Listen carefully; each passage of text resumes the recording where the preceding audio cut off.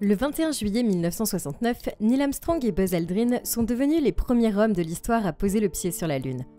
Dans ce qui reste encore aujourd'hui l'événement télévisé le plus regardé de tous les temps. Depuis lors, seuls 10 autres astronautes américains ont suivi leurs traces en moins de 4 ans. Puis en 1972, il y a plus d'un demi-siècle maintenant, l'humanité est partie de la Lune et n'y est jamais revenue. Aujourd'hui, tragiquement, seuls 4 des 12 hommes à avoir jamais foulé un autre corps céleste sont encore en vie. Le temps le plus long passé sur la Lune a été d'un peu plus de 22 heures. Et au total, les 6 missions ont duré moins de 4 jours. La raison pour laquelle l'humanité n'est pas revenue ne réside pas dans un manque de capacité. La technologie disponible pour nous amener sur la Lune aujourd'hui est, pardonnez-moi le jeu de mots, à des années-lumière de celle que la NASA avait dans les années 1960. Pourtant, cela fait plus de 50 ans que nous n'y sommes pas retournés. La vraie raison est évidemment économique. Même avec les avancées technologiques et une économie mondiale nettement plus riche dans l'ensemble, il n'est tout simplement pas logique de retourner sur la Lune parce qu'il n'y a rien là-bas. Du moins à l'heure actuelle, qui justifie ne serait-ce qu'un voyage court.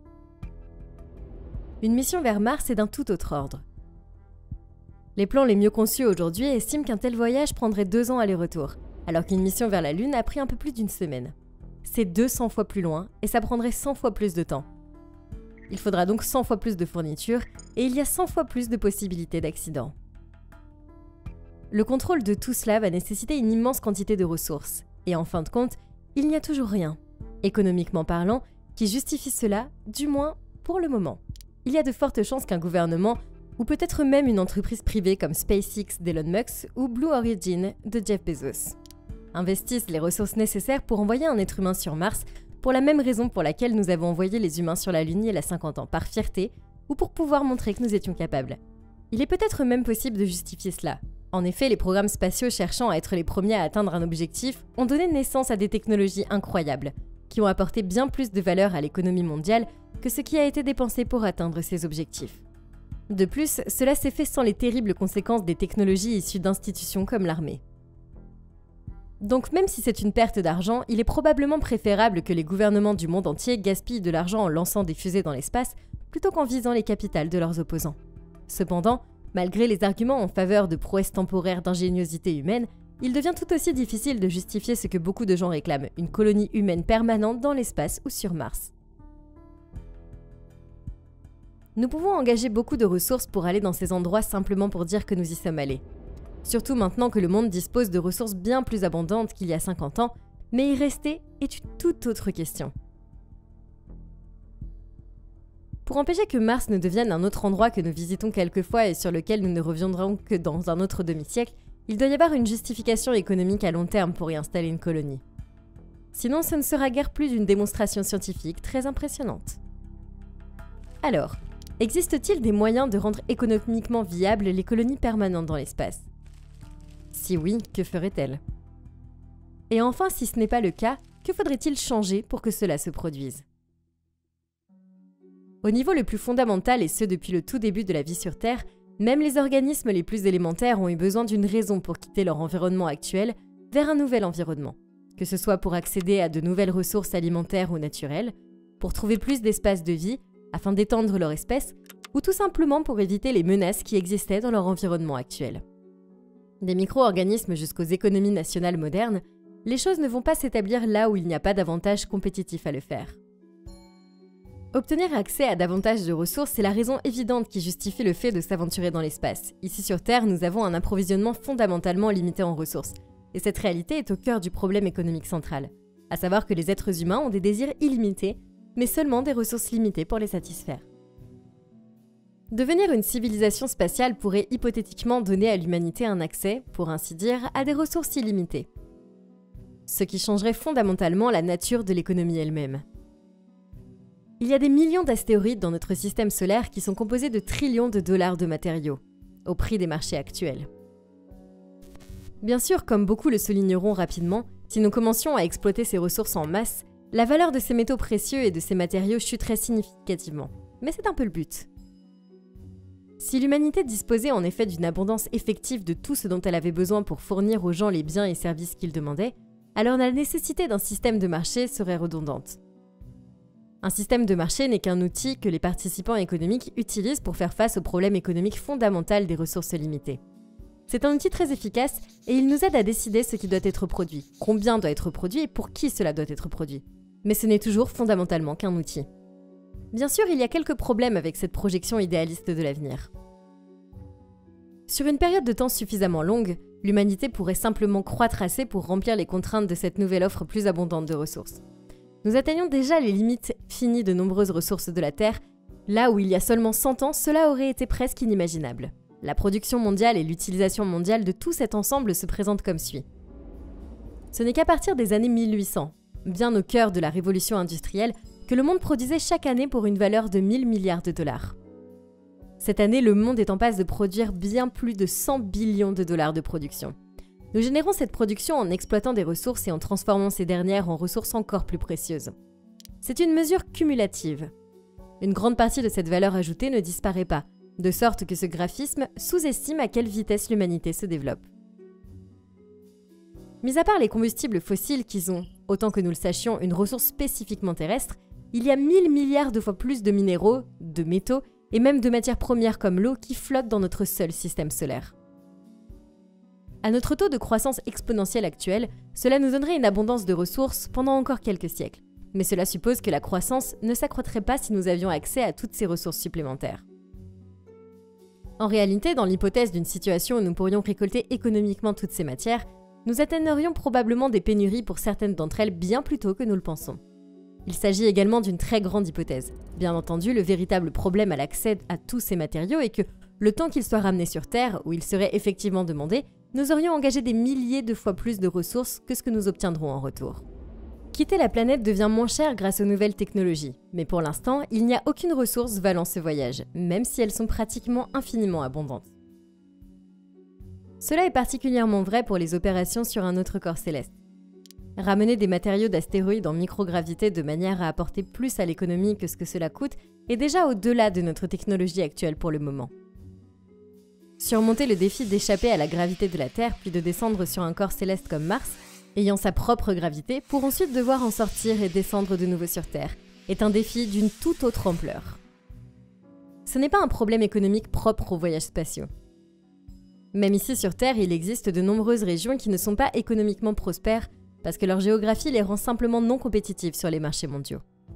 Il existe une corrélation extrêmement forte entre la sous-performance économique et les économies enclavées.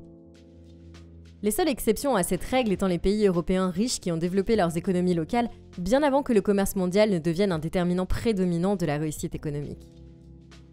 Les inconvénients d'être une économie enclavée sont si bien documentés que les Nations Unies ont même un bureau spécial pour fournir de l'aide à ces pays. La raison pour laquelle il s'agit d'un si grand désavantage est qu'en l'absence d'un accès direct aux océans du monde, ces pays ne peuvent pas utiliser les porte-containers pour exporter directement leurs biens dans le monde entier, ou encore pour approvisionner les économies locales en importation. Les porte-containers et les navires marchands sont de loin le moyen le moins cher de transporter de grandes quantités de marchandises, de sorte que les pays qui n'ont pas cette possibilité auront automatiquement des exportations moins compétitives, car ils doivent payer le coût supplémentaire de l'expédition de leurs marchandises par voie terrestre, puis les coûts de chargement sur un porte-container, avant qu'elles ne puissent enfin être livrées aux clients du monde entier. Dans une économie mondiale aussi compétitive en termes de coûts, même quelques pourcents supplémentaires de coûts d'expédition peuvent rendre les fabricants locaux non compétitifs par rapport aux pays qui peuvent charger leurs marchandises directement sur un navire. La fabrication de masse à faible coût est généralement l'industrie la plus facile et stratégique pour laquelle investir sur les économies en développement afin de devenir une économie émergente. Mais cette dernière présente des marges minuscules. Si une économie apporte 1 million de dollars de matières premières, elle pourrait ne pouvoir les exporter que pour 1 100 000 dollars après avoir transformé ces derrière en composants de base ou en biens de consommation. Si les industries du pays doivent payer 50 000 dollars pour expédier ces marchandises dans 10 containers directement depuis un port, elles ont toujours une entreprise viable. Si elles doivent dépenser 150 000 dollars, soit le prix approximatif du transport de 10 containers depuis un pays enclavé jusqu'au port des États-Unis par exemple, alors évidemment, il ne s'agit pas d'une entreprise viable. Ces inconvénients se cumulent les uns aux autres, car si une économie ne peut pas développer des industries de base, elle ne pourra pas lever d'impôts, et si elle ne peut pas lever d'impôts, elle ne pourra pas construire d'infrastructures. Et si elle ne peut pas construire d'infrastructures ou fournir des services publics de base, elle n'a aucune chance de rivaliser dans l'économie mondiale avec des pays qui n'ont pas eu ce problème au départ. Il s'agit là de défis très sérieux auxquels sont confrontées les économies qui sont obligées d'utiliser des options de transport légèrement plus coûteuses. Quels espoirs les industries spatiales ont-elles alors que leur transport sera littéralement des millions de fois plus coûteux? Transporter 1 kg de matériaux de la Terre à Mars coûte actuellement environ 2 100 000 $. L'humanité n'a jamais, du moins au moment de la réalisation de cette vidéo, renvoyé quoi que ce soit de Mars vers la Terre, et en réalité cela coûterait probablement beaucoup plus cher de faire ce voyage de retour. Le seul espoir économique d'une telle colonie serait de produire quelque chose qui soit à la fois incroyablement dense en termes de coûts, de sorte que les coûts d'expédition reflètent la plus petite portion possible de sa valeur finale, qui soit incroyablement cher pour la même raison et qui soit aussi impossible à produire ici, sur Terre. Les trillions de dollars de matières premières flottantes dans l'espace ne répondent pas à ces exigences car elles sont essentiellement des produits de base. Mais des éléments vraiment précieux comme l'or et le platine ne valent tout simplement pas la peine d'être transportés depuis l'espace. 1 kg d'or coûte environ 60 000 $, ce qui signifie qu'au mieux, le bénéfice pour chaque kilogramme d'or extrait dans l'espace serait de moins 2 040 000 $. Dans de nombreuses œuvres de science-fiction plus réalistes, un élément qui rendrait tout cela rentable est quelque chose comme l'hélium-3 ou l'unobtainium, qui coche les 3 cases. Malheureusement, ce dernier est fictif et nous n'avons pas la technologie pour utiliser l'hélium-3 dans des réactions de fusion commerciale car nous n'avons tout simplement pas de réacteur à fusion commerciale. Même si nous en avions, il serait probablement moins cher d'utiliser des alternatives produites ici sur Terre que de l'extraire de la Lune. Cette théorie est d'ailleurs une manière populaire de justifier une base d'opération autofinancée là-bas.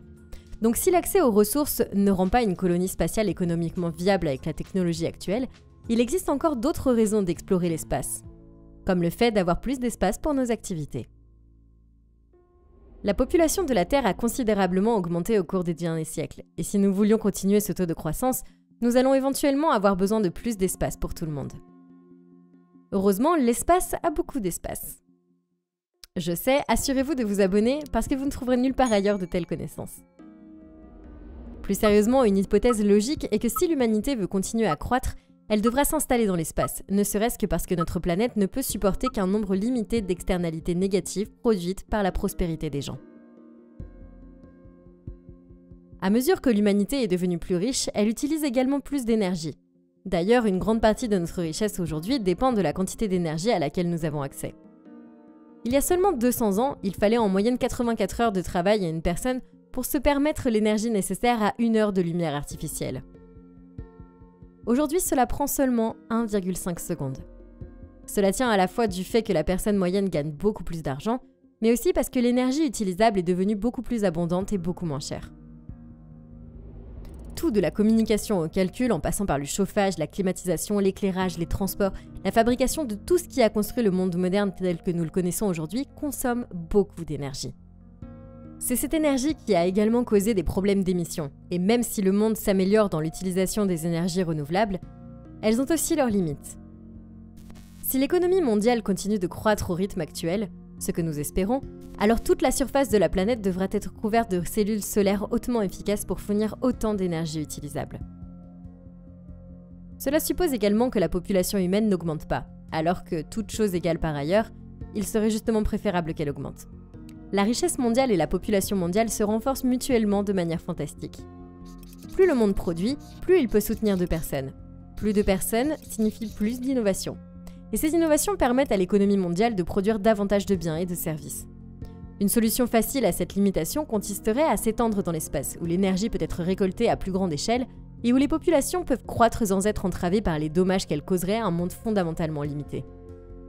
Maintenant, bien sûr, personne ne peut prédire l'avenir, surtout pas les économistes, ni même les physiciens théoriciens qui ne sont pas loin derrière. Cependant, il existe un avenir potentiel où cela pourrait se produire, et cela ne nécessiterait même pas un taux technologique radical par rapport à ce que nous avons aujourd'hui. L'énergie se transporte efficacement elle-même et peut être envoyée sur Terre indéfiniment en collectant la lumière du Soleil et en la redirigeant vers la surface. Pour l'instant, cela n'est pas rentable, mais la capacité de s'étendre indéfiniment est bien présente. À l'extrême, il existe des propositions concrètes pour construire un essaim de Dyson, en utilisant les technologies dont nous disposons aujourd'hui. Un essaim de Dyson est une mégastructure théorique composée de milliards de collecteurs solaires qui entourent le Soleil tout en collectant toute son énergie. Cette puissance est supérieure à ce que nous pourrions utiliser de manière réaliste pour quoi que ce soit aujourd'hui.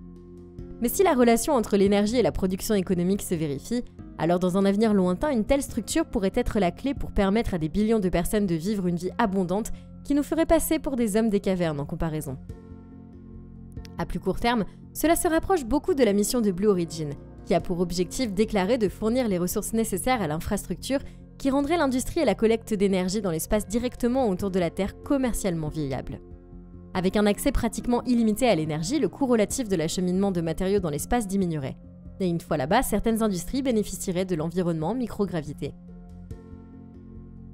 Il est possible d'imaginer une usine où les humains pourraient déplacer de grandes machines à la main parce qu'ils n'auraient pas à lutter contre la gravité ou contre la friction du sol.